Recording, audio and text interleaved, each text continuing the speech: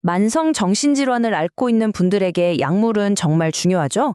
하지만 약물만으로는 채워지지 않는 부분이 분명히 있거든요. 오늘은 바로 그 빈틈을 메워주는 아주 강력한 대안, 대집단 정신치료에 대해 이야기해 보려고 해요. 수십 명이나 되는 사람들이 모여서 어떻게 한 사람의 깊은 마음을 치유할 수 있다는 건지, 그 원리가 궁금하지 않으세요? 지금부터 그 비밀을 한번 파헤쳐 보겠습니다. 자, 오늘 우리가 함께 따라가 볼 여정은 이렇습니다. 먼저 왜 약물만으로는 충분하지 않은지 그 현실부터 짚어볼 거고요. 그리고 대집단 치료라는 새로운 가능성을 살펴볼 겁니다. 특히 한국의 한 성공적인 모델을 통해서 이게 실제로 어떻게 작동하는지 알아보고 또 무엇이 환자들을 진짜 변화하게 만드는지 그 핵심 동력을 파고들 거예요. 그리고 마지막에는 모든 치료법을 관통하는 아주 근본적인 질문 하나를 던지면서 마무리하겠습니다. 그럼 바로 시작해 볼까요? 모든 이야기는 바로 여기서, 그러니까 정신건강관리 시스템이 가진 어떤 한계, 약물만으로는 다 채울 수 없는 중요한 공백에서부터 시작되거든요. 다들 아시겠지만 조현병 같은 만성 정신질환에서 약물 치료는 정말 필수적입니다. 증상을 조절하고 재발을 막는 그야말로 첫 번째 방어선이라고 할 수 있죠. 근데 문제는 말이죠. 이게 전부가 아니라는 겁니다. 약이 증상을 안정시켜줄 수는 있어도 오랜 시간 병을 앓으면서 잃어버렸던 사회생활 기술이나 인지능력, 직업능력 같은 것들까지 전부 되돌려주지는 못하는 경우가 정말 많아요. 바로 이 지점에서 회복의 격차라는 게 생기는 겁니다. 약을 먹어서 증상은 괜찮아졌는데 세상 속으로 다시 나아갈 힘이 부족한 상태인 거죠. 그렇기 때문에 정신사회적 치료나 재활치료가 정말 중요해지는 겁니다. 자, 그렇다면 이 빈틈, 이 격차를 어떻게 메울 수 있을까요? 특히나 환자는 많고 치료사는 부족한 그런 지역사회 보건 환경에서는 어떤 방법이 가장 효율적일까요? 여기에 대한 아주 강력한 해답 중 하나가 바로 대집단 정신치료입니다. 말 그대로 좀 더 큰 규모의 집단이 가진 힘과 그 안에서 일어나는 역동성을 이용해서 한 번에 더 많은 사람들의 회복을 돕는 거죠. 보통 우리가 집단 치료하면 한 10명 내외의 소규모 그룹을 떠올리잖아요. 물론 그런 소집단은 깊이 있는 상호작용이 가능하다는 엄청난 장점이 있죠. 하지만 대집단 치료는 좀 다른 가치를 제공합니다. 환자는 많고 자원은 한정된 지역사회 센터 같은 곳에서는 훨씬 더 효율적이고 실용적인 대안이 될 수 있다는 거예요.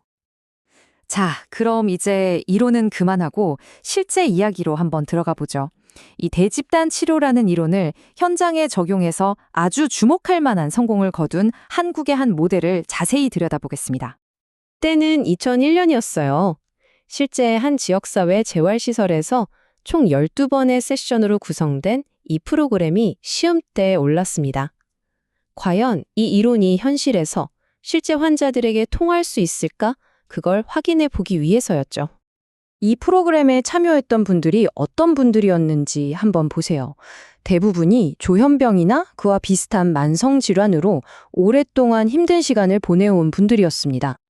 결과는 어땠을까요? 정말 놀라웠습니다.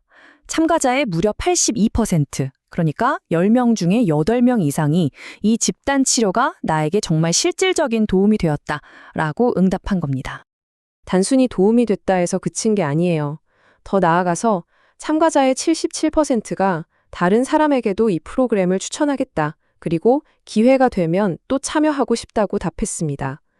이건 참여자들이 이 경험의 가치를 얼마나 높게 평가했는지 아주 명확하게 보여주는 거죠. 아니, 어떻게 이런 긍정적인 결과가 나왔을까요? 그 비결이 뭔지 이 모델의 핵심적인 운영 체계를 한번 뜯어보겠습니다. 이 모델이 추구하는 목표는 아주 명확하고 또 굉장히 인간적입니다. 무엇보다 희망을 주는 것, 그리고 나만 혼자 이런 게 아니구나 하는 동질감을 느끼게 해주는 것. 그러면서 자연스럽게 건강한 사회적 기술들을 연습할 수 있는 안전한 마당을 제공해 주는 겁니다. 사실 이렇게 많은 인원이 모이면 좀 혼란스러울 수도 있잖아요. 그래서 아주 단순하지만 효과적인 구조를 사용했습니다. 먼저 지난 시간에 무슨 얘기를 나눴는지 요약문을 읽으면서 다시 연결고리를 만들고요. 그 다음엔 하나의 공통된 주제를 가지고 다 같이 토론을 하고 마지막은 각자 조용히 성찰 설문지를 쓰면서 마무리하는 방식이었죠. 자, 여기서부터가 정말 흥미로운 부분입니다.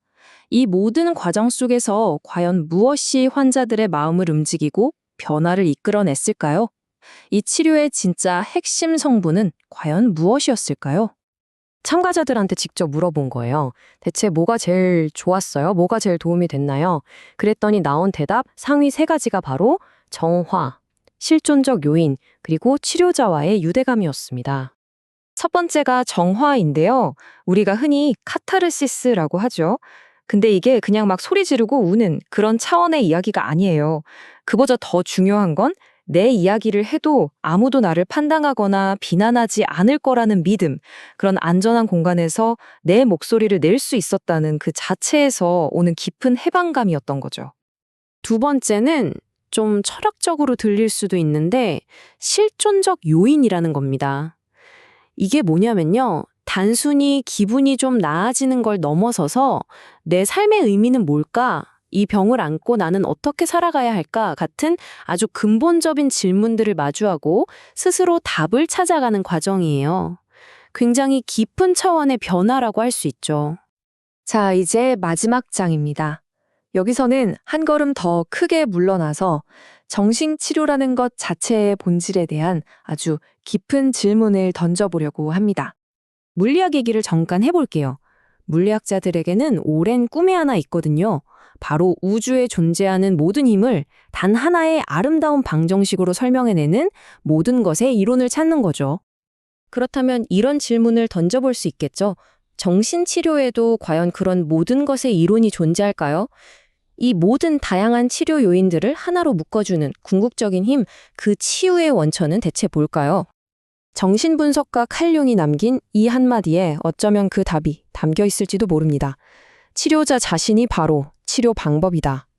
결국 어떤 화려한 기법이나 복잡한 이론보다 더 중요한 것은 치료자라는 한 사람의 존재 그 자체라는 거죠.